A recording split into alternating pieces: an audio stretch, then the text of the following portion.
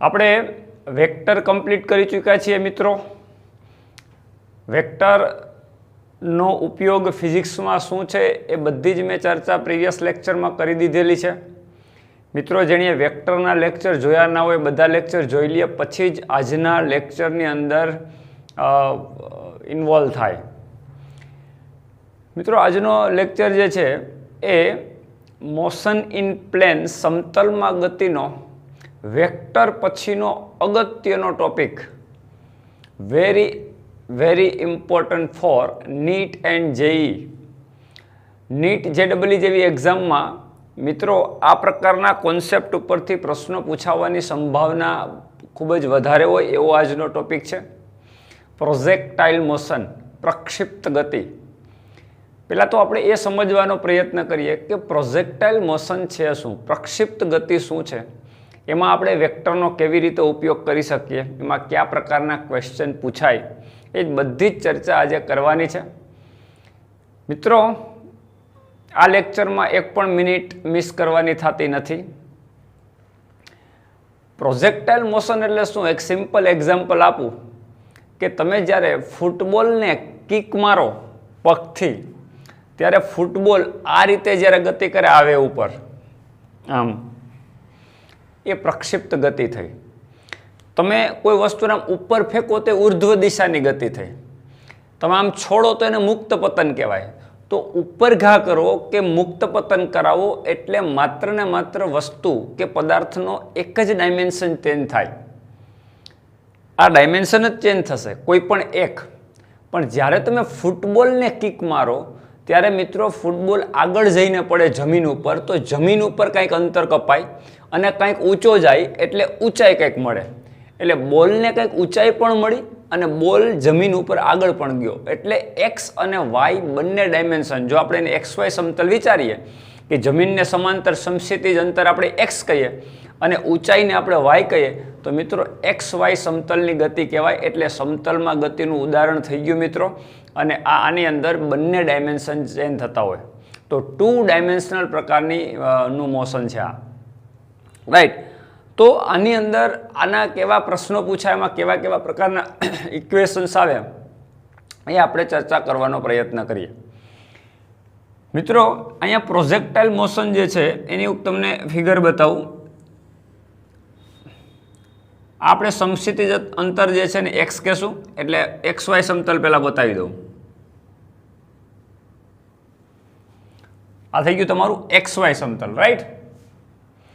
હવે અહીંથી દાખલા તરીકે કોઈ ફૂટબોલને તમે કિક મારો, અહીંયા ફૂટબોલ છે, તમારું ઉગમ બિંદુ ઉપર ફૂટબોલ પડેલો ને કિક મારો એટલે કિક મારશો એટલે આમ આગળ આમ જશે, રાઈટ।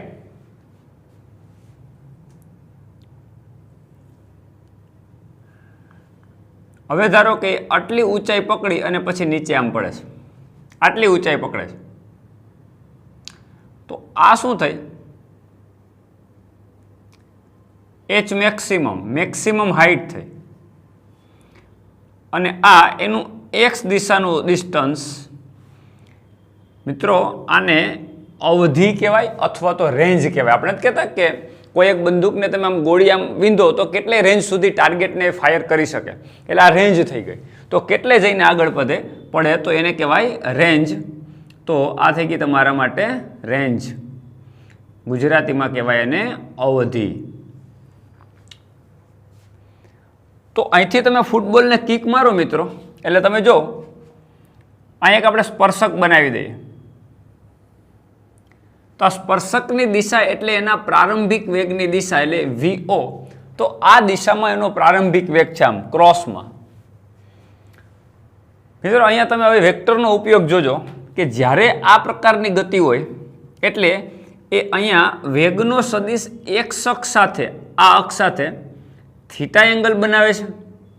તો અહીંયા તમારો એંગલ થીટા બને છે, તો સ્વાભાવિક છે કે આ એંગલ તમારો 90 માઇનસ થીટા થાય, કારણ કે એક્સ અને વાય વચ્ચે ટોટલ 90 ડિગ્રી હોય તો આ એંગલ થીટા હોય તો તમારો આ એંગલ 90 માઇનસ થીટા થાય। એટલે કે પ્રારંભિક વેગ સમક્ષિતિજ સાથે થીટા એંગલ બનાવે અને ઉર્ધ્વ સાથે 90 માઇનસ થીટા એંગલ બનાવે। આ રીતે આપણે બોલને ફેંકો, રાઈટ, કિક મારી।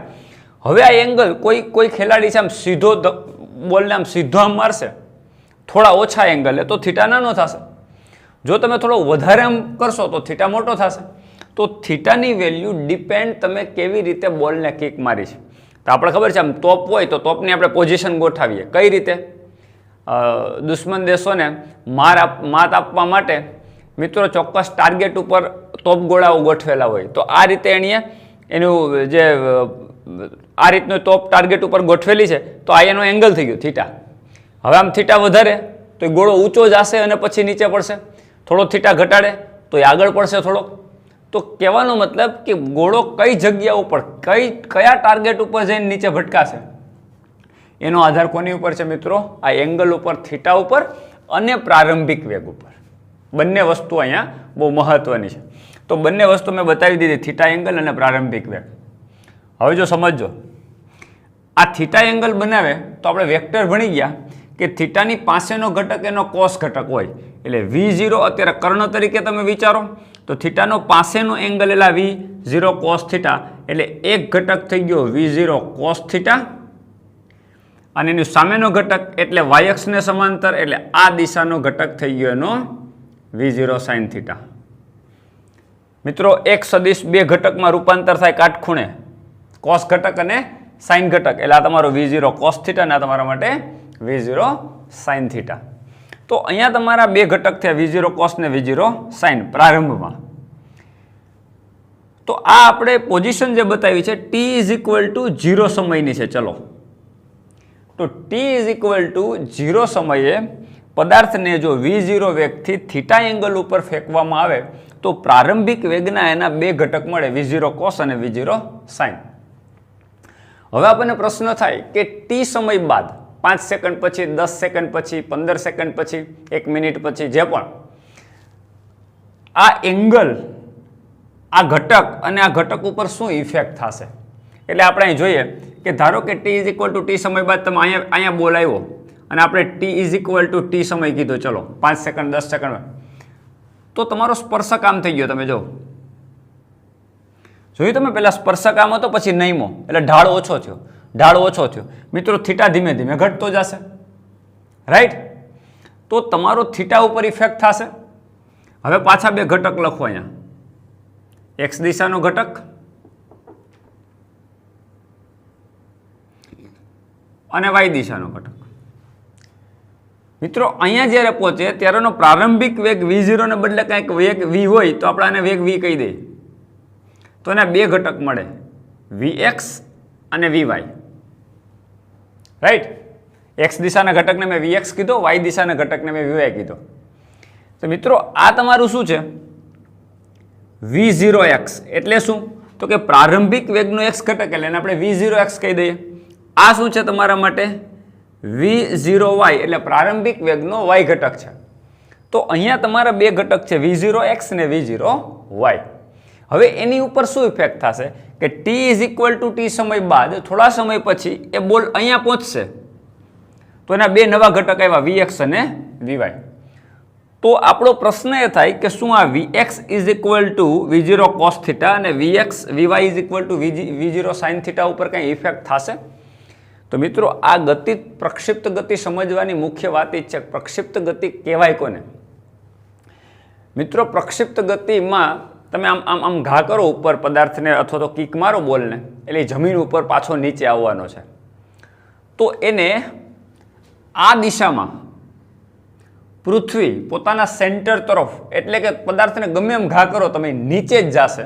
એટલે પૃથ્વીના કેન્દ્ર તરફ ગુરુત્વાકર્ષણ બળને કારણે આકર્ષાય છે મિત્રો. એટલે એને પ્રવેગ a નીચે તરફ આપણે માઇનસ સાઇન લેશું તો -g, ઉપર તરફ આપણે પોઝિટિવ સાઇન લેશું એટલે પ્લસ. તો ગુરુત્વ પ્રવેગ a -g નીચે તરફ લાગશે.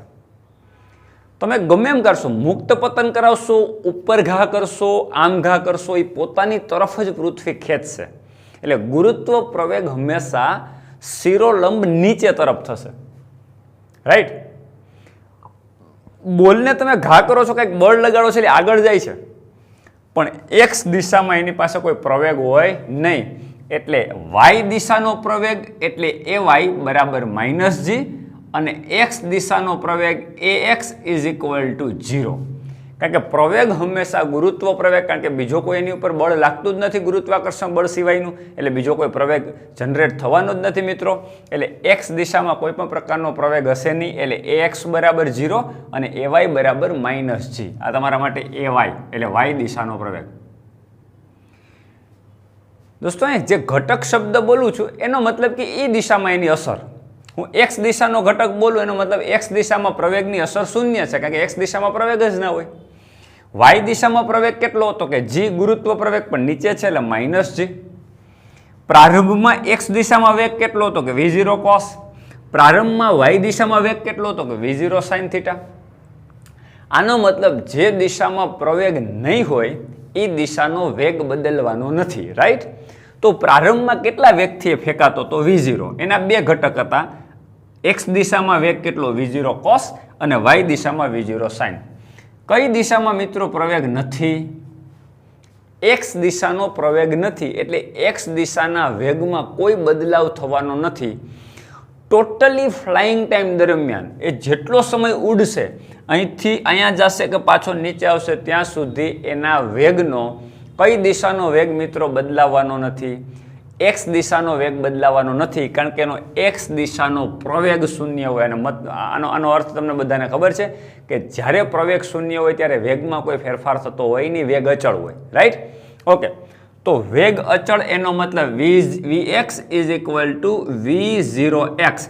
એટલે v0x જ રહેશે આખા માર્ગ દરમિયાન. v0 cos θ એ આખા માર્ગ દરમિયાન કોન્સ્ટન્ટ રહેવાનો છે, બદલવાનો નથી. દિશા પણ નહીં બદલે. તમે જોજો, અહીંયા આવે પછી અહીંયા આવે, ચલો અહીંયા આવે, અહીંયા આવશે એટલે શું થશે તો કે એક્સ દિશામાં સ્પર્શક. મિત્રો તમે જોયું વાય દિશાનો ઘટક જ નાબૂદ થઈ ગયો, કારણ કે ધીમે ધીમે થીટા નાનો થતો જાય, થીટા નાનો થતો જાય. અહીંયા થીટા લગભગ એક્સ અક્ષને સમાંતર થઈ ગયો એટલે થીટા 0 થઈ ગયો. તો જ્યારે થીટા 0 થઈ જાય ત્યારે મિત્રો માત્ર એક્સ દિશાનો વેગ જ રહ્યો, એટલે vx નું જ અસ્તિત્વ છે, vy તો નાબૂદ થઈ ગયો.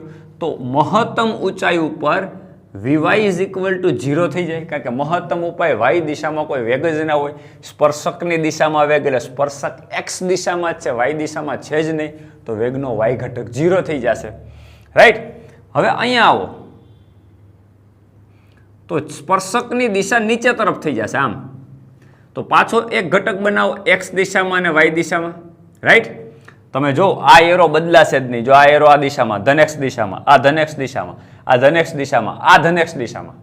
તમે જોયું વાય બદલાઈ ગયો. જો વીવાય ઉપર હતો વીવાય નીચે થઈ ગયો, દિશા પણ બદલાઈ ગઈ. પણ આ બદલાશે નહીં. આ તમારો vx is equal two v0x, vx is equal two v0x. અહીંયા આવશો તો પણ પાછો vx is equal two v0x. vy સતત બદલાતો રહે. આનો મતલબ શું થયો મિત્રો કે જે દિશામાં પ્રવેગનું જ અસ્તિત્વ નથી એ દિશાનો વેગ ક્યારેય બદલાય નહીં. એટલે આખા માર્ગ દરમિયાન ધ્યાન રાખો, હું શબ્દ બોલું, આખા માર્ગ દરમિયાન v0 cos θ વેગ અચળ રહેવાનો છે. એટલે ત્યાં કોઈ પણ જગ્યા ઉપર આપણે પ્રવેગી ગતિનું સમીકરણ મૂકવાનું થતું નથી. કઈ દિશાના સમીકરણ માટે? એક્સ દિશા માટે. એક્સ દિશાનો વેગ અચળ છે, ગમે મેળવવું, એક્સ દિશાનું કંઈ પણ મેળવવું. ચાલો સમય મેળવવો, એક્સ દિશામાં અહીંથી અહીંયા સુધી જતા કેટલો સમય લાગે, તો સમય બરાબર સ્થાનાંતર છેદ વેગ, કેટલું અંતર કપાય છે અને કેટલી ઝડપ છે, બેનો તમે ગુણોત્તર લ્યો એટલે તમને આટલો સમય મળશે. એમાં ક્યાંય પ્રવેગી ગતિનું સમીકરણ મૂકવાનું આવે નહીં, કારણ કે પ્રવેગ તો શૂન્ય થઈ જાય છે. તો એક્સ દિશામાં પ્રવેગ નથી, આખા માર્ગ દરમિયાન વેગ અચળ રહે. તો પ્રક્ષિપ્ત ગતિ અથવા તો પ્રોજેક્ટાઇલ મોશનની મેઇન ડેફિનેશન શું મિત્રો? કે એક્સ દિશામાં એટલે સમક્ષિતિજ દિશાનો વેગ અચળ રહેતો હોય, જ્યારે ઉર્ધ્વ દિશાનો વેગ બદલાતો હોય, પણ એ કેવી ગતિ કરતી હોય? અચળ પ્રવેગી ગતિ થતી હોય. બંને ગતિનું કોમ્બિનેશન એટલે પ્રોજેક્ટાઇલ મોશન. બંને ગતિ સાથે છે. એક્સ દિશાનો અચળ વેગ, એક્સ દિશામાં અચળ વેગ અને વાય દિશામાં પ્રવેગી ગતિ. આ બંને જે કોમ્બિનેશન છે, એક્સ દિશાનો અચળ વેગ અને વાય દિશાની પ્રવેગી ગતિ, આ બંનેનું જે કોમ્બિનેશન છે એ કોમ્બિનેશનને જ આપણે શું કહેશું? પ્રક્ષિપ્ત ગતિ કહેશું. વાય દિશાનો જે પ્રવેગ જે છે એ કેટલો છે? -g, એટલે નીચેની તરફ પ્રવેગ છે, ગુરુત્વ પ્રવેગ. તો આખા માર્ગ દરમિયાન એનો x દિશાનો વેગ અચળ રહેશે અને વાય દિશામાં એ પ્રવેગી ગતિ કરશે. એટલે જ્યારે પણ વાય દિશાની ગતિની વાત આવશે મિત્રો, ત્યારે આપણે પ્રવેગી ગતિના સમીકરણોનો ઉપયોગ કરશું, અને એક્સ દિશાની ગતિની વાત આવશે, સમક્ષિતિજ દિશાની ગતિની વાત આવશે, ત્યારે આપણે અચળ વેગી ગતિના સમીકરણનો ઉપયોગ કરશું. રાઈટ? ઓકે. તો આઈ હોપ તમને પ્રક્ષિપ્ત ગતિની આ વાત સમજાઈ ગઈ. હવે છેલ્લે જ્યારે અહીંયા ભટકાય નીચે, ત્યારે આમ સ્પર્શક બનાવો. એટલે તમારા માટે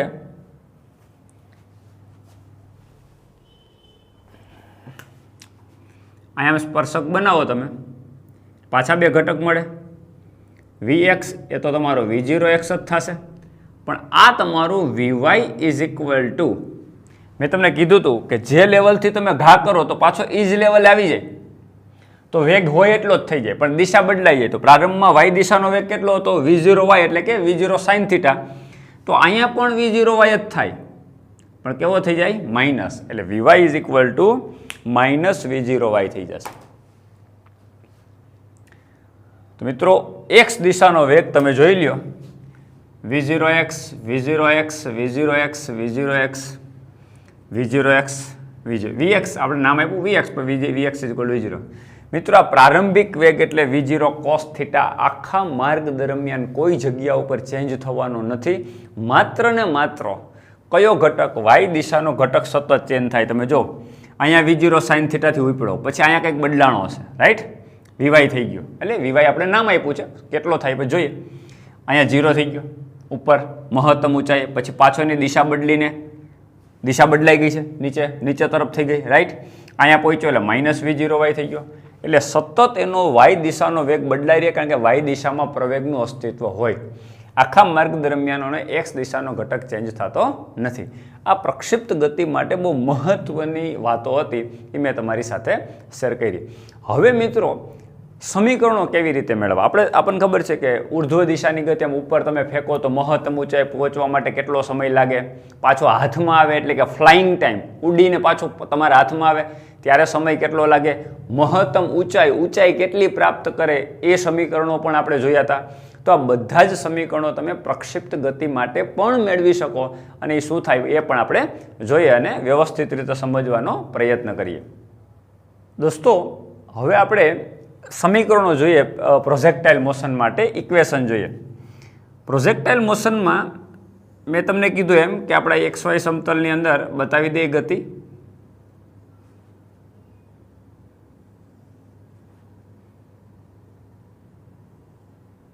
આ પ્રારંભિક વેગ V0, આ થીટા, આ દિશાનો વેગ V0x is equal to V0 cos θ, Y દિશાનો વેગ એટલે V0y is equal to V0 sin θ. આ V0 sin θ, આ V0 cos θ, આ આખા માર્ગ દરમિયાન બદલાવાનો નથી, આ બદલાતો રહેશે. ચલો હવે જે બદલાતો જ નથી એની શું કામ ચર્ચા કરવાની? જે વાત બદલાતી V0 cos θ આખા માર્ગ દરમિયાન કોન્સ્ટન્ટ, એની કઈ ચર્ચા કરશું નહીં આપણે. પેલા આની વાત કરીએ કે આ બદલાય છે તો t સમય બાદ કેટલો હોય. તો મિત્રો આ દિશાની ગતિ, વાય દિશાની ગતિ કેવી ગતિ છે? પ્રવેગી ગતિ. તો પ્રવેગ ગતિનું સમીકરણ v મેળવવા માટે, વેગ મેળવવા માટે પહેલું જ equation v is equal to V0 plus at. Right? હવે વાય દિશાનો વેગ છે અને t સમય બાદ એને મેં Vy કીધો, એટલે Vy આ બદલાઈ જાય છે, V0y માંથી Vy થઈ જાય. t સમય બાદનો વેગ મેં Vy કીધો, તો Vy પ્રારંભિક વેગનો y ઘટક એટલે કે V0y, એ એટલે -g અને t આવું થઈ જશે. પ્રવેગ y દિશામાં -g છે, પ્રારંભિક વેગનો y ઘટક એટલે V0y નામ આપ્યું. હવે વેલ્યુ મૂકીએ તો Vy મિત્રો કેટલો થાય? Vy ઇઝ ઇક્વલ ટુ પ્રારંભિક વેગનો y ઘટક V0 sin, એટલે આ થઈ ગયો તમારો V0 sin θ -gt.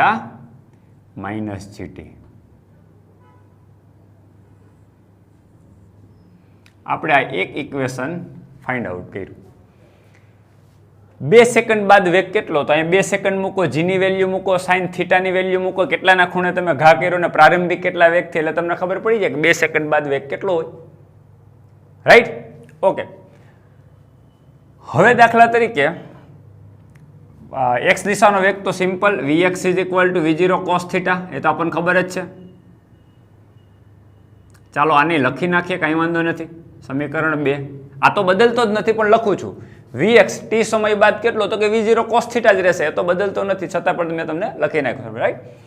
ઓકે, હવે મારે આ હાઈટ કેટલી પકડે એ અથવા તો અહીંથી મહત્તમ ઊંચાઈ પહોંચતા કેટલો સમય લે એ ગણવો છે. બે વસ્તુ મારે ગોતવી છે. મેક્સિમમ હાઈટ ગોતવી છે, એચ મેક્સિમમ ગોતવીશ, અને એના માટે સમય કેટલો લે એ ગોતવો, એટલે ટી મેક્સિમમ મેળવવો મારે. આ મારા બે ટાર્ગેટ છે કે મહત્તમ ઊંચાઈ પહોંચતા કેટલો સમય લેશે અને આ મેક્સિમમ હાઈટ કેટલી હશે. મિલો હાઈટ એટલે કયો યામ? વાય યામ, સ્વાભાવિક છે. અને ટી મેક્સિમમ એટલે આપણે મહત્તમ ઊંચાઈ પહોંચવા માટે લાગતો કેટલો સમય એ આપણે ગણવાનો છે. ચલો આપણે વાયયામ પહેલાં મેળવીએ. તો વાયયામનું સમીકરણ શું?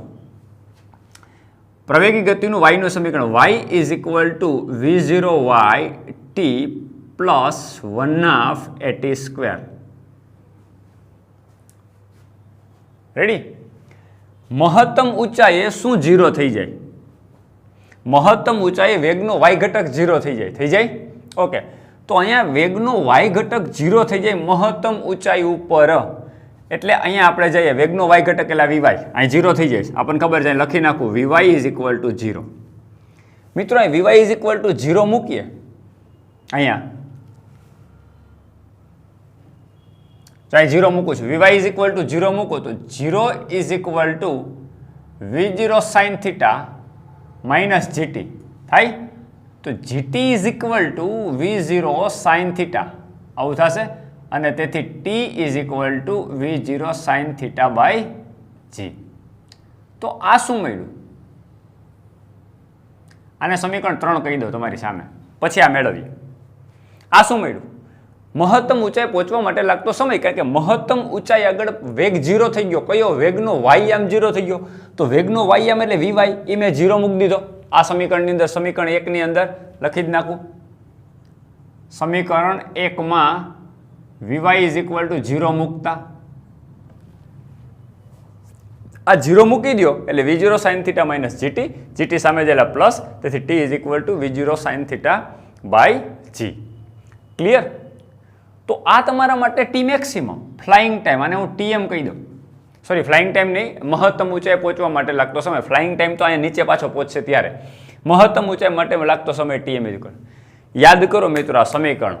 તમે કોઈ પણ વસ્તુના ઉર્ધ્વ દિશામાં ઘા કરો તો મહત્તમ ઊંચાઈ પહોંચવા માટે લાગતા સમયનું ઇક્વેશન શું હતું? v by g. યાદ કરો, પ્રારંભિક વેગ બાય g હતું. અહીં રહ્યું પ્રારંભિક વેગના છેદમાં જે અહીં રહ્યું v0 બાય g. પણ અહીંયા શું આવી જાય? ગુણ્યા સાઇન થીટા. શું કામ? કારણ કે પ્રોજેક્ટાઇલ મોશન છે, ઉર્ધ્વ દિશાની ગતિ નથી, તમે કંઈક ખૂણે ફેંકો છો. એટલે યાદ રાખવા માટે તમને જ્યારે કોઈ વસ્તુ પ્રોજેક્ટાઇલ મોશન અથવા તો પ્રક્ષિપ્ત ગતિ કરે ત્યારે એમ કે મહત્તમ ઊંચાઈ પહોંચવા કેટલો સમય લાગે? તો v0 બાય g તો મૂકવાનું જ, પણ ગુણાકારમાં શું મૂકવાનું? સાઇન થીટા, જ્યાં થીટા જેટલાના ખૂણે પદાર્થને ફેંકેલો હોય. આ યાદ રાખવા માટેની ટ્રીક છે. રાઈટ? ઓકે, એટલે આ વાત પૂરી થઈ. હવે આ મહત્તમ ઊંચાઈનો સમય એ તમે આમાં મૂકી દો વાયયામમાં. તો વાય શું છે? H maximum. તો વાયની જગ્યા ઉપર હું એચ મેક્સિમમ મૂકી દઉં. વાયની ઉપર મેં એચ મેક્સિમમ મૂકી દીધો. તો અહીંયા મારે પ્રારંભિક વેગનો વાય ઘટક લખવાનો. પ્રારંભિક વેગનો વાય ઘટક એટલે v0 sin, એટલે આ થશે મારા માટે v0 sin થીટા. સમય t, t એટલે આ મૂકવાનો છે, ધ્યાન રાખો. t મેક્સિમમ આ મૂકવાનો ને t. તો t કેટલો થશે? કિંમત મૂકું v0 sin theta by g એ ટાઈમ પ્લસ 1/2 એને બદલે g એટલે માઇનસ g, એને બદલે g આવશે એટલે માઇનસ g, અને t સ્ક્વેર એટલે v0 sin theta by g આનો સ્ક્વેર. આ મારા માટે મહત્તમ ઊંચાઈ થઈ ગઈ. હજી આને આપણે આગળ વધારીએ તો h maximum is equal to V0 ગુણ્યા V0 એટલે V0 સ્ક્વેર, સાઇન સ્ક્વેર એટલે V0 સ્ક્વેર ગુણ્યા સાઇન એટલે sine square, V0 square sine square theta by G. પહેલું પદ આ મળ્યું, V0 ગુણ્યા V0 સ્ક્વેર, સાઇન ગુણ્યા sine square by G. Minus અહીંયા પણ જો V0 સ્ક્વેર સાઇન સ્ક્વેર આવશે.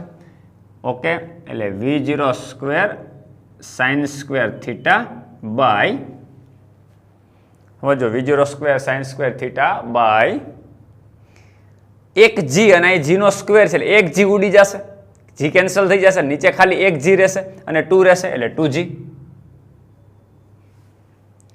મિત્રો V0 sine square theta by G માંથી V0 sine square theta by G નહીં પણ 1/2 છે, જો ગુણાકારમાં 1/2 છે.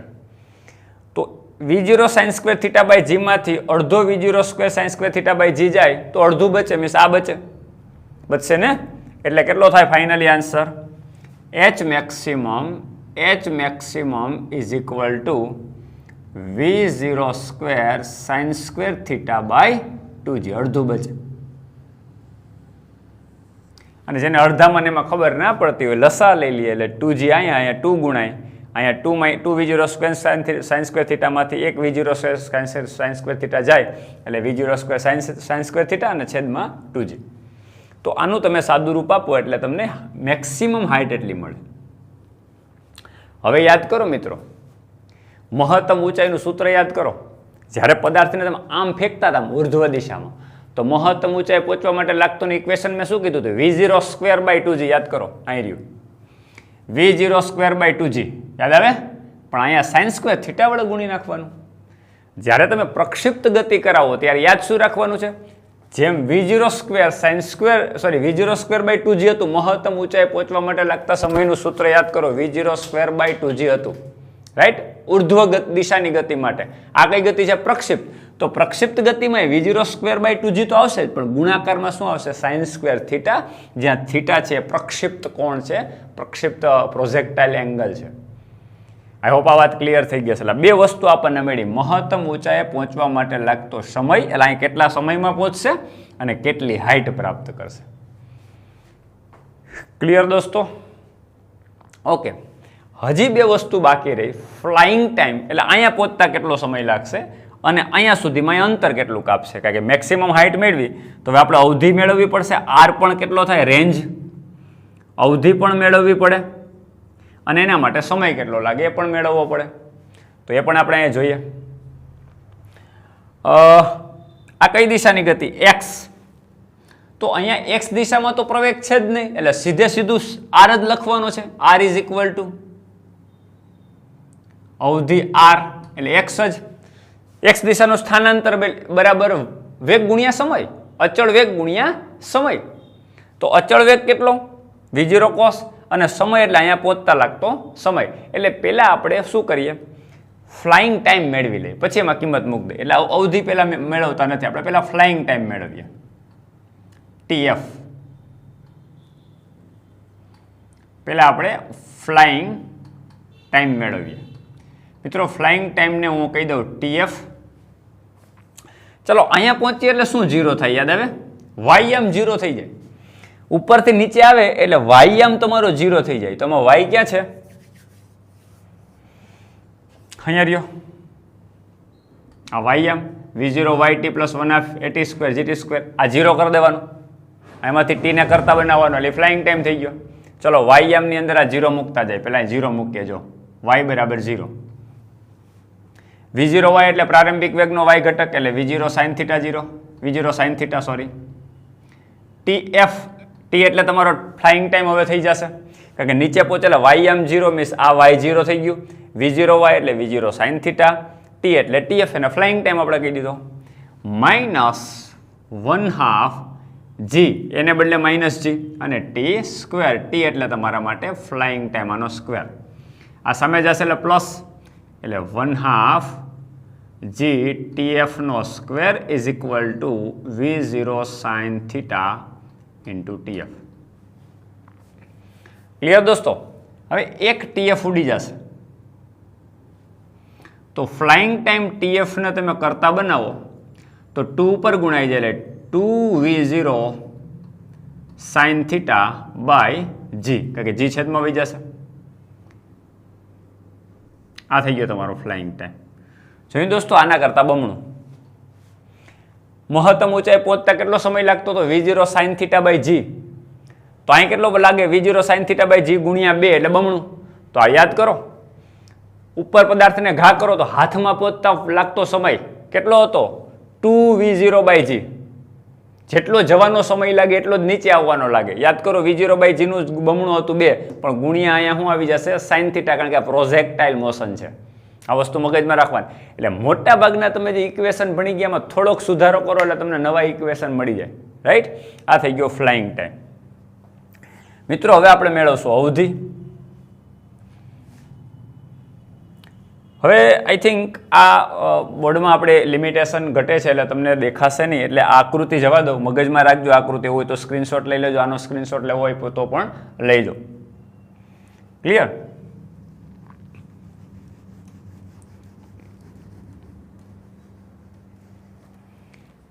હવે મિત્રો આપણે અવધિ મેળવીએ. રેન્જ. રાઈટ? આપણે આને આર કહેશું. તો આર ઇઝ ઇક્વલ ટુ કઈ દિશાની ગતિ? અવધિ એટલે એક્સ. તો એક્સ દિશામાં તો વેગ અચળ હોય, તો અંતર બરાબર વેગ ગુણ્યા સમય. તો વેગ એક્સ દિશાનો કેટલો? V0 cos theta. અને સમય કેટલો હતો? કે TF ફ્લાઇંગ ટાઈમ જેટલો, કારણ કે એક્સ દિશામાં જેટલું અંતર કપાય ત્યાં સુધીમાં ટોટલ સમય પૂરો થઈ ગયો ફ્લાઇંગ ટાઈમ. તો ફ્લાઇંગ ટાઈમની વેલ્યુ અહીં મૂકી દઈએ એટલે અવધિ આપણને મળી જાય R is equal to V0 cos theta TF ની જગ્યાએ 2V0 સાઇન થીટા અપોન જી. મિત્રો, તો ફાઇનલી શું આવ્યું? V0 by G, V0 upon G, sorry V0 ગુણ્યા V0 એટલે V0 square by G, V0 ગુણ્યા V0 એટલે V0 square upon G, 2 sine theta into cos theta, 2 sine theta into cos theta. મિત્રો, મેથેમેટિક્સની અંદર ત્રિકોણમિતિ સૂત્રોનું લિસ્ટ તમારી પાસે હશે. એમાં 2 sine theta into cos theta એટલે કહેવાય સાઇન 2 થીટા. અવધિ R is equal to V0 square by G into sine 2 theta. શું આવે? 2 સાઇન કોસ એટલે સાઇન 2 થીટા આવે. આ થઈ ગઈ તમારી અવધિ, રેન્જ. મિત્રો, અહીં તમને સમીકરણ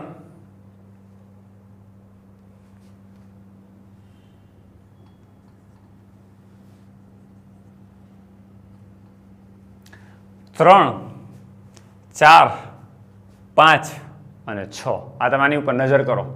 સમીકરણ નંબર 3, 4, 5 અને 6 સ્ક્રીનશોટ લેવો હોય તો લઈ લેજો. 2 સમય અને 2 distance. Very important equation for NEET and JEE. 2 સમય, એક મહત્તમ ઊંચાઈ પહોંચવા લાગતો સમય અને પાછો નીચે ભટકાય ત્યાં સુધીનો ટોટલ તમે ઉડ્ડયન સમય, ગુજરાતીમાં ફ્લાઇંગ ટાઈમ, ઉડ્ડયન સમય. આ મેક્સિમમ હાઇટ કેટલા સમયમાં કવર કરશે? V0 સાઇન થીટા બાય જી. નીચે કેટલા સમયમાં? એના કરતાં બમણું. એટલે TF હંમેશા કેટલો હોય મિત્રો? 2TM. TF ની વેલ્યુ 2 અને આ તમારું TM છે. V0 સાઇન થીટા બાય જી શું છે? TM. એટલે 2TM થશે. તો મહત્તમ ઊંચાઈ પહોંચવા માટે લાગતો સમય એ ફ્લાઇંગ ટાઈમ જે છે એના કરતાં મહત્તમ ઊંચાઈ પહોંચવા માટે લાગતા સમય કરતાં એ બમણો હોય ફ્લાઇંગ ટાઈમ. રેડી? તો આ 2 સમય, રાઈટ? અને 2 અંતર હોય, એક મેક્સિમમ હાઇટ અને એક આગળ કેટલા સમયમાં મળે એની રેન્જ. હવે આપણે એક એવું કોમ્બિનેશન મેળવીએ કે જે પ્રક્ષિપ્ત ગતિનું સંપૂર્ણ વર્ણન કરે, જેમાં વાયયામે આવી જાય અને એક્સયામે આવી જાય. તો મિત્રો, વાયનું સમીકરણ આવી રહ્યું, તો એ જે કોમ્બિનેશન છે એ આપણે જોઈએ. સ્ક્રીનશોટ લઈ લેજો. ના ખબર પડતી હોય તો ફરી એક વખત લેક્ચર જોઈ લેવો અને વ્યવસ્થિત રીતે આ સમજી લેવાનું. હવે વાય અને એક્સનું કોમ્બિનેશન વાળું સમીકરણ લઈએ. ચલો, અહીંથી આપણે આ એચ મેક્સિમમ વાળું જવા દઈએ. અહીંયા વાય અને એક્સનું કોમ્બિનેશન કરીએ મિત્રો. જો Y is equal to V0 Y એટલે શું?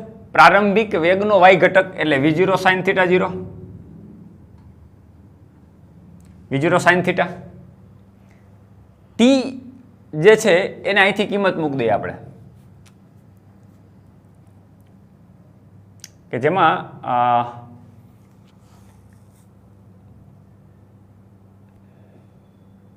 આપણે ટીની વેલ્યુ મૂકીએ કે જેની સાથે એક્સ આવતું હોય. ચાલો એક્સ દિશાનું અંતર એટલે આમ લખી શકાય ને, આપણે એક્સનું સમીકરણ લખવું, જેમાં વાયનું સમીકરણ લખ્યું એક્સનું લખવું તો આમ લખાય ને, એક્સ ઇઝ ઇક્વલ ટુ અચળ વેગ એટલે V0 cos થીટા અને ગુણ્યા સમય. લખી શકાય ને? આ લખી શકાય કે ન લખી શકાય? જેમાં વાય લખો એમ એક્સ વાળું સમીકરણ શું લખી શકાય? X is equal to V0 x એટલે કે V0 cos થીટા ગુણ્યા ટી. લખાય કે ના લખાય? કે એક્સ દિશામાં તો વેગ કોન્સ્ટન્ટ છે V0 cos થીટા અને ટી સમય, અને સ્થાનાંતર કેટલું? તો કે એક્સ દિશાનું કંઈ પણ સ્થાનાંતર, અવધિ નહીં, કોઈ પણ એક્સ દિશાનું સ્થાનાંતર. એટલે કે આખો માર્ગ છે એમાં અહીંયા એક્સ દિશાનું કોઈ પણ સ્થાનાંતર તમે વિચારો તો એક્સ ટી સમય બાદ એક્સ દિશાનું સ્થાનાંતર કેટલું થાય? તો અચળ વેગ ગુણ્યા સમય. તો આમાંથી ટીને તમે કરતા બનાવો તો ટી બરાબર શું થાય? X by V0 cos theta. તો અહીંયા મારો જે ટી છે ત્યાં હું આવું મૂકી શકું, x by V0 cos theta. આપણે બેનું કોમ્બિનેશન કરવાનું છે એક્સ અને વાયનું. જો Y is equal to V0 YT plus 1/8². Right? X દિશાનું સમીકરણ એટલે અચળ વેગ ગુણ્યા સમય, V0 cos થીટા ગુણ્યા સમય. આમાંથી ટીને કરતા બનાવો તો ટી બરાબર શું થાય? X by V0 cos. એ હું અહીંયા કિંમત મૂકું વાયમાં, V0 sin theta V0 sin theta અને ટીની જગ્યા ઉપર X by V0 cos theta minus 1/2 એ એટલે જી અને ટી સ્ક્વેર એટલે ટી એટલે આ જ X by V0 cos, X by V0 cos theta નો સ્ક્વેર. તો ફાઇનલી શું થયું મિત્રો? જો V0 ઉડી ગયા, સાઇન બાય કોસ એટલે tan theta into X is equal to Y minus gx ગુણ્યા એક્સ એટલે એક્સ સ્ક્વેર એટલે gx સ્ક્વેર બાય 2 એમનમ gx સ્ક્વેર બાય 2. આ કૌંસ ઉપર સ્ક્વેર છે એટલે V0 સ્ક્વેર અને કોસનો સ્ક્વેર એટલે કોસ સ્ક્વેર થીટા. મિત્રો આમાં બે આવે, જો એક્સ અને વાયનું કોમ્બિનેશન થઈ ગયું. એક્સ યામ પણ આવે છે અને વાય યામ આવે. આ સમીકરણ આની હારે સરખાવીએ, Y is equal to ax plus bx square. તો સરખાવી શકાય. જો એની જગ્યા ઉપર tan થીટા, એક્સની જગ્યા ઉપર એક્સ એટલે એની જગ્યા ઉપર શું આવી ગયું? tan theta. એક્સ સ્ક્વેર આવી રહ્યું એક્સ સ્ક્વેર, અને બીની જગ્યા ઉપર શું આવી ગયું? Minus G by 2 V0 square cos square theta આવી ગયું. મિત્રો આ સમીકરણ પરવલયનું છે. કેનું છે? ગણિતમાં પરવલયનું ઇક્વેશન છે. તો એનો મતલબ થાય કે આનો ગતિપથ કેવો હોય? પરવલય, પ્રક્ષિપ્ત ગતિનો. અને આપણે હમણાં જ જોયું ફિગર, આ પરવલયાકારનો ગતિપથ છે. તો ગતિપથ કોના ઉપરથી નક્કી થાય મિત્રો? એનું એક્સ વાય કોમ્બિનેશન એટલે વાયયામ અને એક્સ યામ. એટલે વાય વિરુદ્ધ એક્સનો તમે ગ્રાફ દોરો એટલે એક્સની સાપેક્ષે વાય કેવી રીતે બદલાય, વાય એક્સ બદલવાથી વાય કેવી રીતે બદલાય, એનું કોમ્બિનેશન દર્શાવતું તમારું આખું જે સમીકરણ. જો તમે એક્સ બદલશો, એક્સની વેલ્યુ જુદી જુદી મૂકશો તો એને અનુરૂપ વાય બદલાય. તો સ્વાભાવિક છે તમે બોલને કિક મારો તો થોડો આગળ જાય તો સામે ઊંચાઈ ચેન્જ થશે, આગળ જશે ઊંચાઈ ચેન્જ થશો, પાછો નીચે આવશે તો જેટલો આગળ ગયો તો પાછો નીચે જતો જશે. એટલે વાયયામની સાપેક્ષે એક્સ યામ બદલાય છે. તો આ સમીકરણ તમારું શું છે? એક્સની સાપેક્ષમાં વાય કેવી રીતે બદલાય એ તમારું કોમ્બિનેશન દર્શાવતું ઇક્વેશન છે. અને આ કોમ્બિનેશન જે ઇક્વેશન છે એ તમારું પરવલયનું ગતિપથનું સમીકરણ છે. જે ગણિતની અંદર સમીકરણો આવે વર્તુળનું, પરવલયનું, આપણે કેમ સુરેખાનું આવે Y is equal to mx plus c ઢાળવાળું, તો એ જ રીતે આ પરવલયનું સમીકરણ છે ને એનો ગતિપથ આ રીતે પરવલયાકાર હોય. તો પ્રક્ષિપ્ત ગતિનો ગતિપથ પરવલય છે એના ઇક્વેશન ઉપરથી આપણને ખબર પડે. ક્લિયર? પછી મેક્સિમમ રેન્જ ક્યારે મળે? જો થીટા 45 કરો ને એટલે મેક્સિમમ રેન્જ મળે. થીટાને 45 મૂકો, 45 ગુણ્યા 2 એટલે 90, સાઇન 90 ની કિંમત 1. તો મિત્રો સાઇનની વેલ્યુ 1 કરતાં ક્યારેય મોટી થાય નહીં. તો theta is equal two 45 degree ઉપર 45 ઇન્ટુ 2 એટલે 90 એટલે સાઇન 90 ની કિંમત 1. તો આર તમારો મેક્સિમમ થઈ જાય. આના કરતાં રેન્જ ક્યારેય વધુ મળી શકે નહીં.